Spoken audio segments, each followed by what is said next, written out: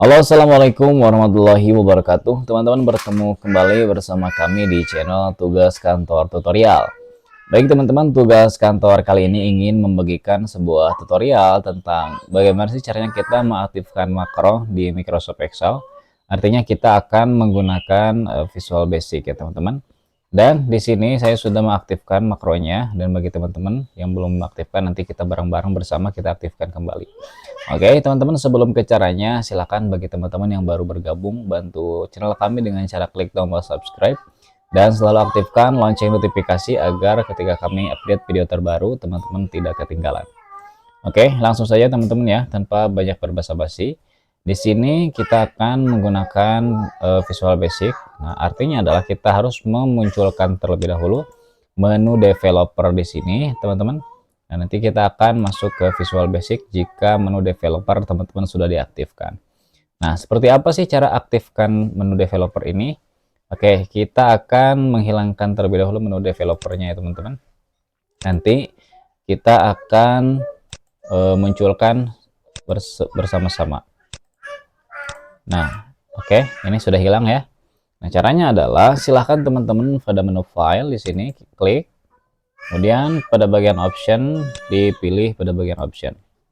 Oh ya teman-teman, untuk Excel saya ini saya menggunakan Microsoft Excel tahun 2016, dan bagi teman-teman yang menggunakan versi di bawahnya atau di atasnya itu caranya sama saja, hanya saja perbedaannya adalah letaknya mungkin ya. Untuk namanya nanti teman-teman tinggal dihafal saja nama-namanya. Oke, kemudian setelah masuk ke Excel option, teman-teman pilih yang Customize Ribbon ya di sini. Oke, pada Customize Ribbon di sini teman-teman semuanya sudah terchecklist kecuali developer ya. Jadi menu developer ini kita akan checklist agar nantinya muncul di menu ini ya teman-teman, di menu jajaran Home Insert. Kemudian jangan langsung oke ya teman-teman, masuk terlebih dahulu ke Trust Center di sini. Nah, kemudian setelah masuk ke Trust Center, teman-teman pilih yang Trust Center Setting. Oke, setelah ke Trust Center Setting, teman-teman klik yang Active X Setting ini. Nah, usahakan untuk Active X Settingnya posisinya dia memilih pilihan yang terakhir atau opsi yang keempat ya. Kemudian untuk save modenya di kolom centang ini jangan lupa di checklist. Oke.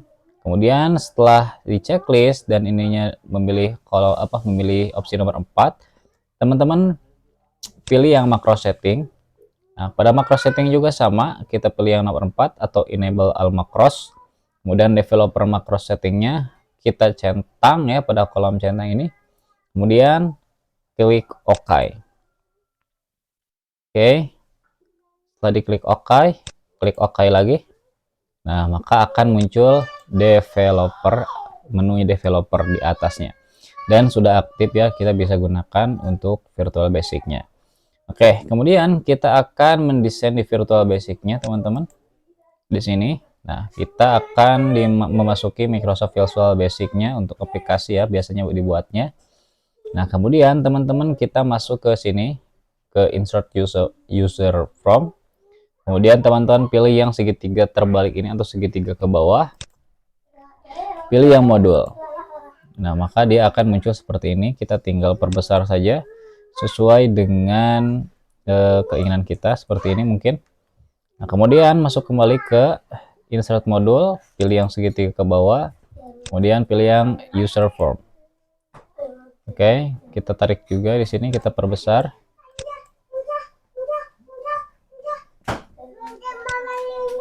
Seperti ini ya teman-teman, kita tarik, sesuaikan saja. Nah, cukuplah segini ya. Oke, selanjutnya kita akan membuat kolom jawaban. Jadi nanti kita akan buat opsi atau pertanyaan di sini teman-teman ya. Nah, kita akan buat kolom jawabannya terlebih dahulu dengan cara masuk ke toolbox di sini ya teman-teman. Nah, pada menu toolbox ini ada text box. Teman-teman klik pada bagian text box, kemudian tekan sambil menarik kolomnya. Nah, bisa disesuaikan besar kecilnya. Oke, kemudian setelah selesai lepaskan. Nah, agar kolom yang berikutnya sama, jadi kita akan buat 2 kolom lagi. Nah, agar ukurannya sama, kita copy aja kolom yang ini, teman-teman. Copy, kemudian kita pastekan di sini. Oke, kita pindahkan dan diluruskan seperti ini. Kemudian kita copy lagi dan kita pastekan lagi. Oke, kita luruskan seperti ini. Nah, selanjutnya kita akan membuat kolom pertanyaannya, teman-teman. Misal di sini nanti kita akan membuat nama, kemudian alamat dan nomor HP di bawahnya. Nah, masuk ke sini, teman-teman, ke label. Oke, pada bagian label ini silakan teman-teman tarik seperti ini. Oke. Nah, untuk label keduanya kita lakukan hal yang sama dengan cara copy, kemudian paste, dan pindahkan, geserkan. Jangan lupa luruskan dengan yang atas, kita copy lagi. Dan kita paste di sebelah sini ya. Oke. Jangan lupa diluruskan, teman-teman ya. Oke. Nah, kalau misal kurang ke bawah ya, tinggal diluruskan saja, teman-teman. Nah, ini kurang ke bawah nih. Oke. Oke, selanjutnya adalah kita akan merubah si nama label ini menjadi nama. Caranya diklik saja pada kolom captionnya ini atau kolom namanya ini. Nah, kemudian teman-teman masuk ke label pertama ini ya. Maka kita akan secara otomatis diarahkan ke label pertama. Nah, untuk captionnya ini labelnya kita rubah menjadi nama, teman-teman. Kemudian enter. Kemudian untuk label selanjutnya diklik. Untuk captionnya juga sama, kita rubah menjadi alamat. Kemudian enter. Kita klik label ketiga. Kemudian kita rubah captionnya menjadi nomor HP. Kemudian enter. Nah, maka dia akan secara otomatis jadi seperti ini, teman-teman ya.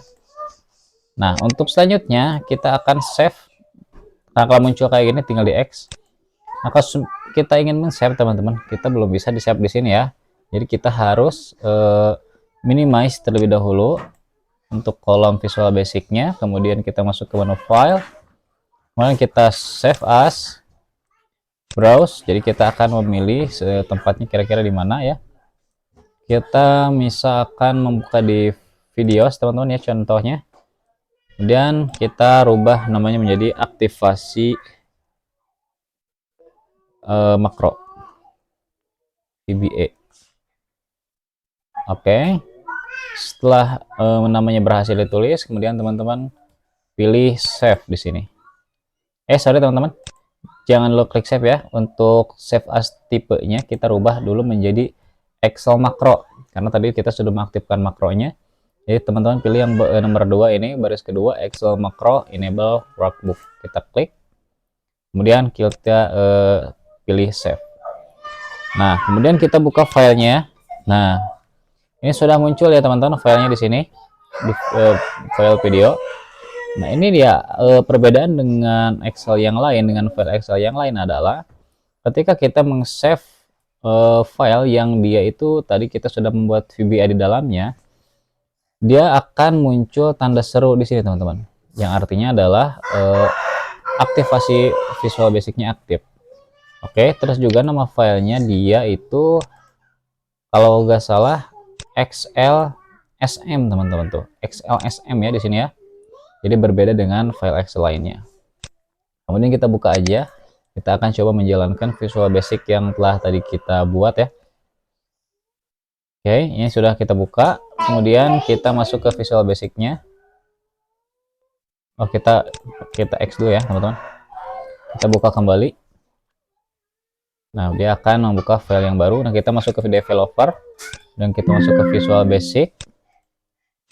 Masuk ke Visual Basic. Nah, di sini teman-teman pilih yang from ya. Nah, di sini pilih yang from, kemudian user from. Kemudian di sini teman-teman view object. Nah, maka akan muncul form yang telah tadi kita buat. Nah, selanjutnya kita akan coba menuliskan namanya. Teman-teman pilih yang run sub. Coba kita tulis Rahma Ramdhani misalnya. Kemudian alamat Sumedang.